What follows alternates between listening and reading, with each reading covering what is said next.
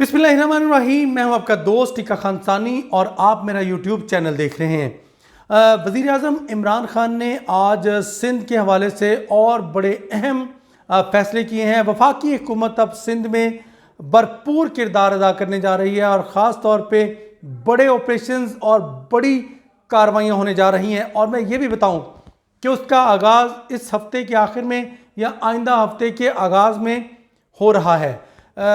4 वफाकी महकमे जो हैं वो सिंध में बहुत अहम कार्रवाइयाँ करने वाले हैं।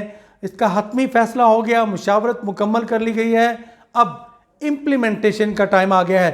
तो नाज़रीन, मैं इसकी तफसीलात भी बताऊँगा। आज वज़ीर आज़म इमरान खान की ज़ेर सदारत सिंध के हवाले से 2 अहम इजलास हुए।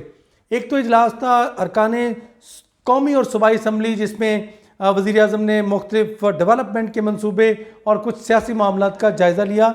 लेकिन जिस तरफ मेरा इशारा है, इसके अलावा वज़ीर आज़म ने एक सिंध स्ट्रेटजी कमेटी का अहम तरीन इजलास बुलाया, जिसमें वफाकी वज़रा शरीक हुए।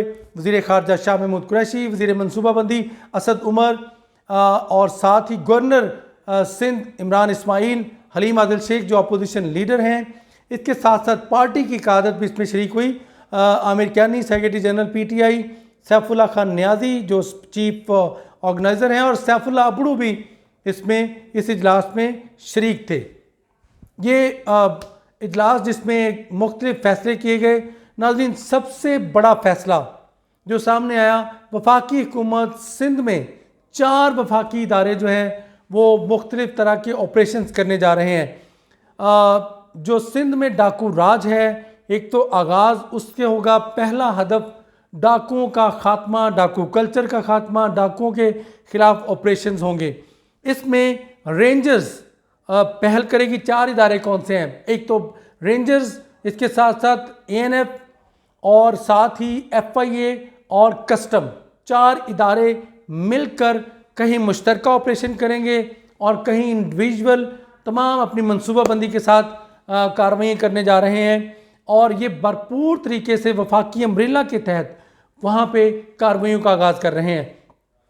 जो डाकू हैं, ख़ास तौर पे लाड़काना डिवीज़न और सखर डिवीज़न में कच्चा के जो इलाके हैं, वहाँ पे डाकुओं के ख़िलाफ़ भरपूर तरीके से और पूरी ताकत के साथ ऑपरेशन होने जा रहा है। प्राइम मिनिस्टर इमरान खान ने आज इजलास के आगाज़ में ये कह दिया कि सिंध में चूँकि कोरोना की वबा है और सूबाई हुकूमत तो रिलीफ की सरगर्मियों में मौजूद है और उनकी तमाम तवज्जो उधर है, और सिंध पुलिस सियासी हो चुकी है।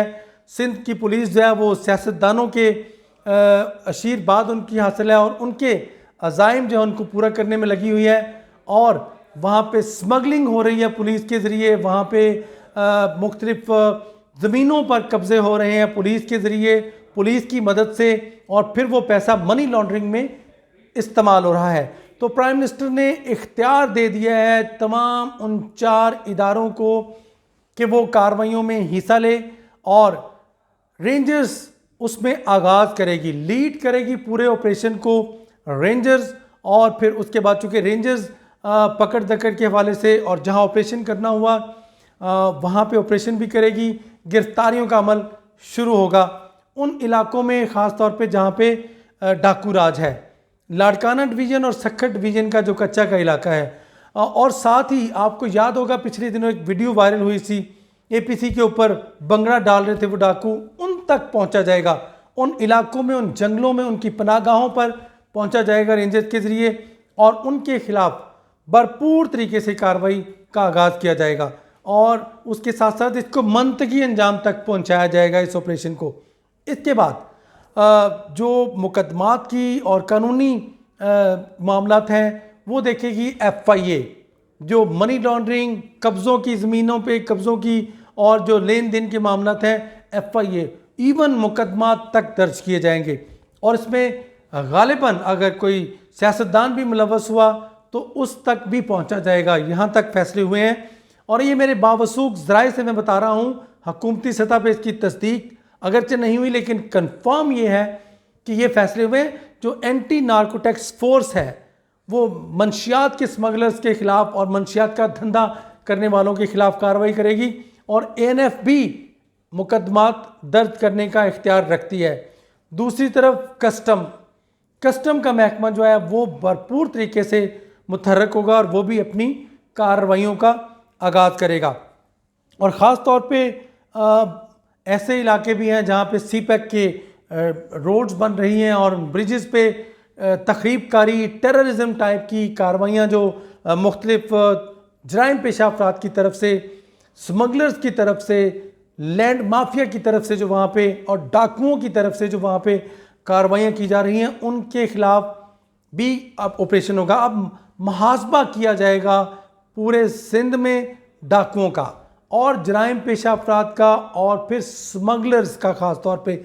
इस हवाले से प्राइम मिनिस्टर इमरान खान ने ये वाज़ेह कर दिया है कि ये ऑपरेशन सिंध के अवाम को रिलीफ फ्राहम करने के लिए किया जा रहा है, चूँकि सिंध के अवाम को डाकुओं के सुपुर्द हम नहीं कर सकते और वफाक अपनी आंखें बंद नहीं कर सकता। वफाक की एक ज़िम्मेदारी है, किसी भी सूबे में किसी भी किस्म का अगर कोई ऑपरेशन हो या फिर कोई ऐसी कार्रवाइयाँ सामने आए तो वफाकी हुकूमत उसमें अपने लेवल का जो कार्रवाइयाँ हैं उसका आगाज़ कर सकती है। जो दायरा इख्तियार होगा उसके तहत हमारे ज़राए के मुताबिक यहाँ पे वफाकी महकमों से राब्ते भी हुए हैं और इन राब्तों में तेज़ी आ रही है और इसी वफाकी महकमों के जो सूबाई ऑफिसेज़ होंगे और जो सूबाई एहलकार होंगे, सूबाई अफसरान होंगे, उनके साथ बाकायदा तौर पे उन इलाकों की लिस्टें भी शेयर की जाएंगी, उन इलाकों की मैपिंग होगी और उन इलाकों में मखसूस इलाकों में ऑपरेशन होगा।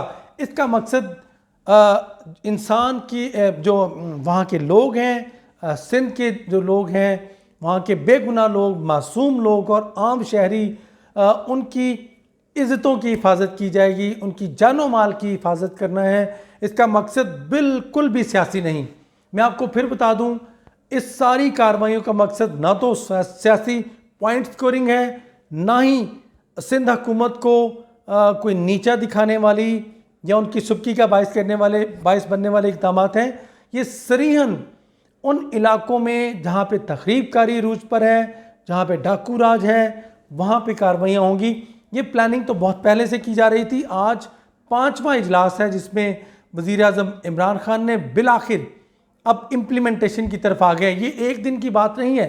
प्राइम मिनिस्टर ने सिंध स्ट्रेटजिक कमेटी बनाई और सिंध के पहला फैसला था कि सिंध के जो एंटी पीपल्स पार्टी लोग हैं उनके साथ राब्ते किए जाएंगे, उनको अपने साथ मिलाया जाएगा। मकसद वहाँ पे एक एंटी पीपल्स पार्टी जो सियासी वहाँ पे हलके हैं उनको मुतहर्रिक करना कि वो अवाम के साथ खड़े हो जाएं और बाअसर लोग जो हैं वो उस मुश्किल घड़ी में जब ऑपरेशन हो रहा होगा, जब कार्रवाइयाँ हो रही होंगी तो आम लोगों को उनकी जानो माल को नुकसान न कुछ पहुँचाए। मकसद था उनको साथ मिलाना।